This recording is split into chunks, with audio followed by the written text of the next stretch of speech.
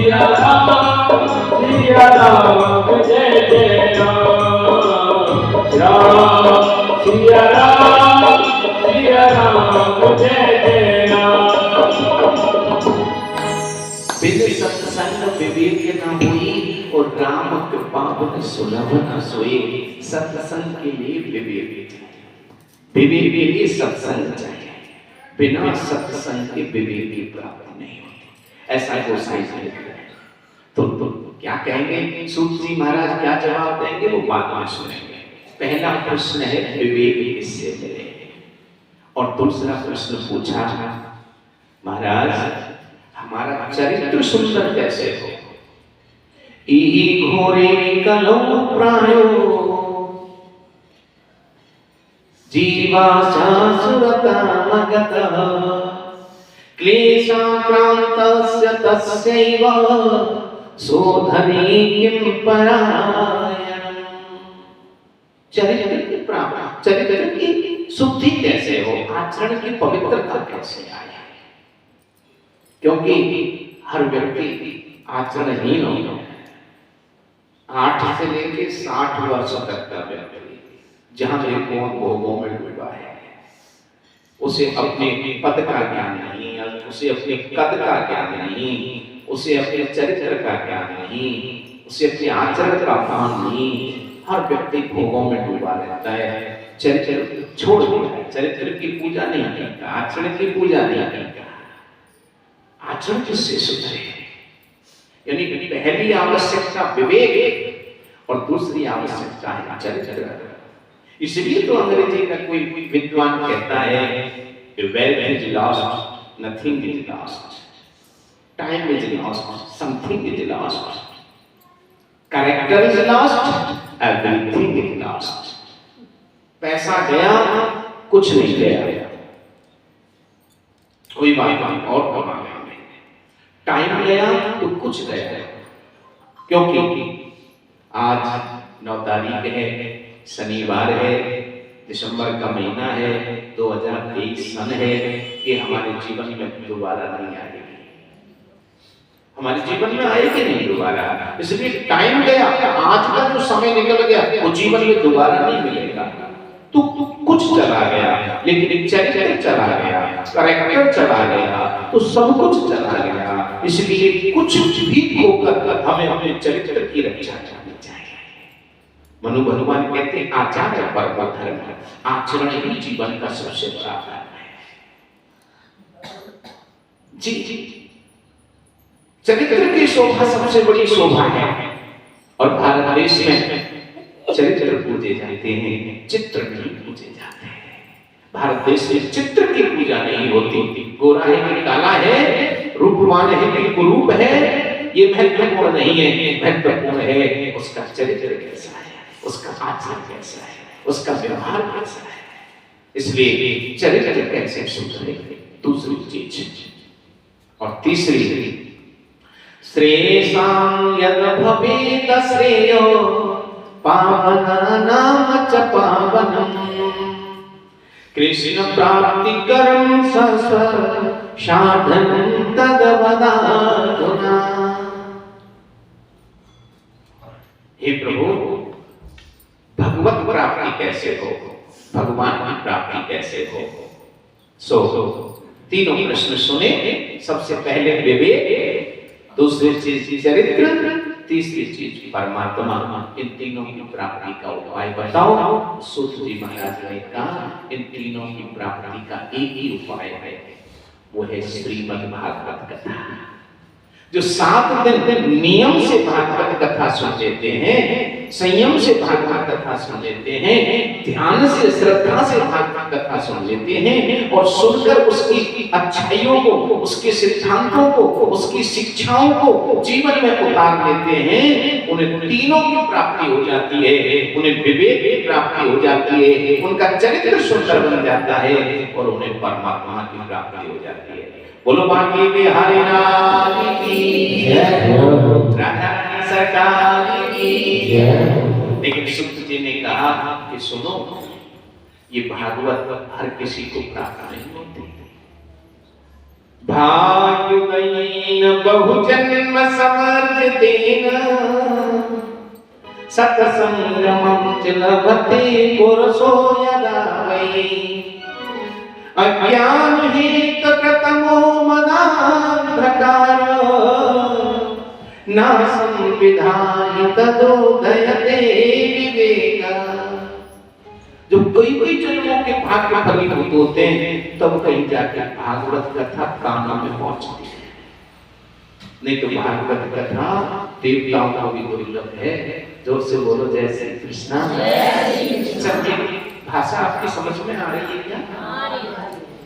ठीक है, फिर तो और जोर से बोलो ना, जय श्री कृष्णा। क्योंकि ये भागवत कथा देवताओं को भी दुर्लभ है। ऋषियों ने पूछा महाराज देवताओं को दुर्लभ कैसे? क्या ये स्वर्ग में नहीं है? क्या वैकुंठ में नहीं है? सूत जी ने कहा ये स्वर्ग में नहीं है। देवता कथा सुनने के लिए धरती पर आते हैं, ये बैठे। ये देखो, ये देवताओं का स्थान दिया है। सभी देवी देवता यहाँ विराजित हैं आपकी बस्ती में। 7 दिन निरंतर यहीं रहेंगे, ये कथा सुनने आए हैं। और भगवान वैकुंठ में कथा नहीं सुन पाते, क्योंकि ये कथा वैकुंठ में भी नहीं है। भगवान नारायण भी अपनी कथा सुनने के लिए धरती पर आते हैं। जहां जहां कथा होती है किसी न किसी रूप में भगवान जरूर आते हैं। और लगभग मेरी 350 कथा हो गई, मैं तो हर कथा में अनुभव करता हूँ परमात्मा हमारे बीच में जरूर आते हैं। जोरदार ताली बजा दो। ये विश्वास है कि परमात्मा जरूर जरूर आते हैं, किसी न किसी रूप में अवश्य आते हैं और अपने कार्य को खुद बना लेते हैं। स्वयं कहां से कैसे व्यवस्था होती है वो बना देते हैं। हमारा तो रोज विश्वास बढ़ता जा रहा है, इसीलिए तो आपके बीच में इतने दूर से चले आए हैं। ईश्वर की कृपा है। नहीं तो काजीपुर गांव को कहां पता था कि कथा होगी? किसने सोचा था कि कथा होगी? मैं दीपावली से पहले आया था, महाराज जी के पास भी पहुंचा। महाराज जी से निवेदन किया मैंने कहा मैं कथा सुनाना चाहता हूँ। महाराज जी ने कहा हमारे यहाँ सत्संग होता रहता है, कोई बात नहीं, कथा की इतनी जरूरत नहीं है। मैंने कहा ठीक है। फिर मैं चला गया आगे, और आगे गया तो कथा हुई खैरा में, उसके बाद कथा हुई सोनीपत, फिर हमारे में कथा हुई खेड़ा डावर में, और उससे पहले हुई कथा आपके जाफरपुर में, फिर उसके बाद हुई सुरहेड़ा में, और अब कथा हो रही है। अब नंबर आया है, सबसे पहले नंबर आ जाता है इस गांव का। अब आया इस बार मैं गया नहीं मंदिर में, क्योंकि मुझे पता था महाराज जी ने मना कर दिया, तो मैं सीधा गांव में ही आ गया। और 4 लोग मुझे बैठे मिले, मैंने उनसे निवेदन किया, मैं नाम किसी का जानता नहीं, मैंने कहा जी हमें कथा सुनानी है, हमारी बड़ी इच्छा है और आपकी बस्ती की बड़ी प्रशंसा सुनी, कोई जगह बताओ। तो जगह बताई तो हमारा वो नंबरदार है, क्या नाम है उसका, बलवान देवता ने कहा जगह तो 2 है थी हमारे यहाँ, मैंने कहा गांव के बीच में हो गई। बोलती एक तो हमारी व्यायामशाला है, थोड़ी दूर है, तो कोई बाटा बताई थी उन्होंने, वो किनारे पर है। मैंने कहा इनके अलावा भी कोई जगह है? बोली सोना मैया का हॉल है। फिर मैं हॉल देखने आ गया, तो मुझे बड़ा अच्छा लगा। तेरे राजा भैया से मिला, मैंने कहा हमें अलग कमरा रहने को चाहिए। बोली पड़ोस में कमरा बगल में, बैन कमरे की बात नहीं चाहिए, खाने धोने के लिए उनके लिए आप लोग। इस प्रकार से ये योग बन गया। ये भगवत कृपा होती है। जहाँ भगवान की कथा सुननी होती है, सुनानी होती है, तो सारे सिस्टम बना देते हैं। लेकिन देवताओं को ये कथा दुर्लभ है, भगवान नारायण को भी ये कथा दुर्लभ है। इसलिए सुत जी महाराज कहने लगे कि ये तीनों चीजें भागवत के सुनने से मिल जाती हैं, लेकिन भागवत का मिलना बड़ा कठिन है।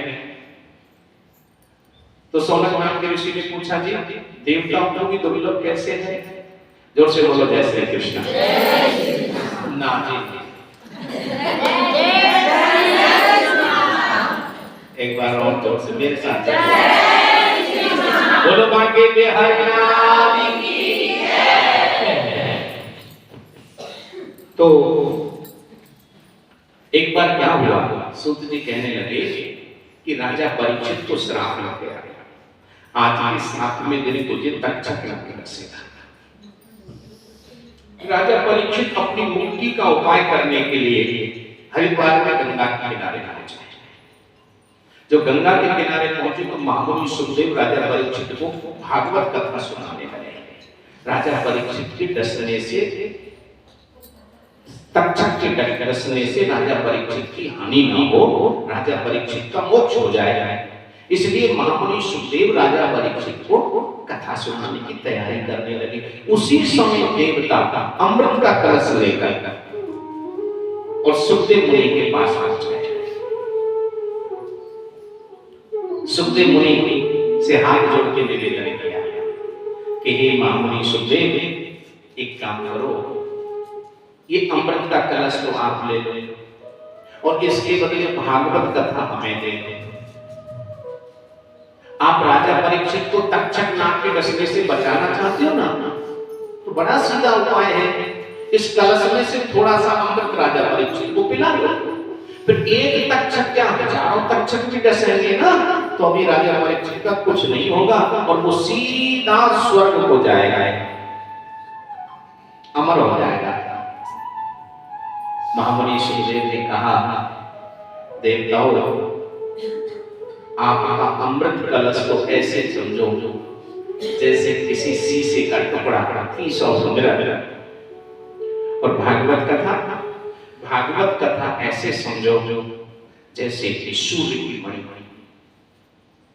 भागवत कथा का अमृत का कोई मेल नहीं है। देवताओं ने पूछा, ऐसा क्यों कह रहे हो जी? तुम सुनो, आपका अमृत पीने से व्यक्ति स्वर्ग में जाता है, ये पक्का है, लेकिन स्वर्ग में रहता कब तक है? जब तक उसके पुण्य है, उसके शुभ कर्म का पुण्य है, तब तक ही वो स्वर्ग में रहेगा। और जब पुण्य समाप्त हो गए, छीणे पुण्य पुनः मर्त्यलोकम विशन्ति, पुण्यों के छीण हो जाने पर उसे पुनः मृत्यु लोक में आना पड़ेगा।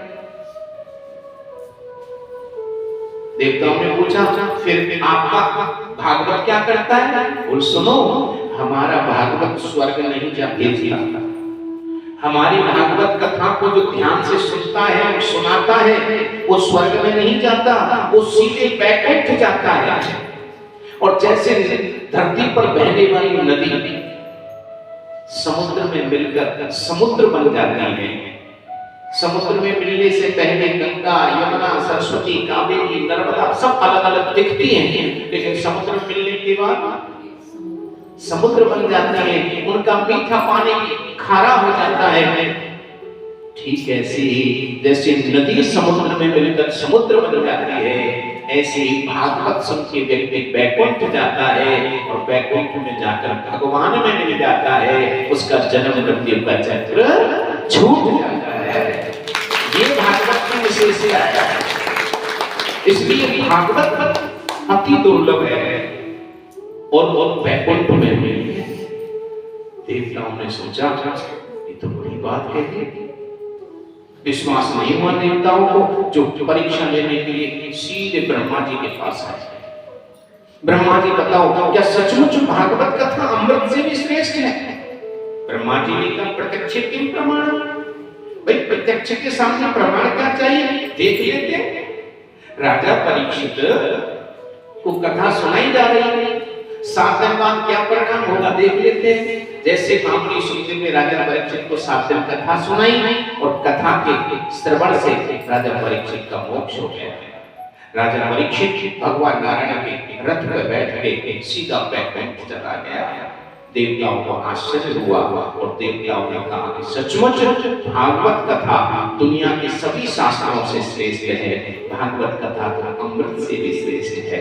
बोलो बांके बिहारी लाल की जय, जय श्री राधे श्याम। कोई नचाने वाला सा मीठा सा भजन है जिसे सबसे अच्छे तरीके से गा सकता होगा। वो भजन सुना, मीठी मीठी तालियां बजे, नाचने वाले नाच रहे।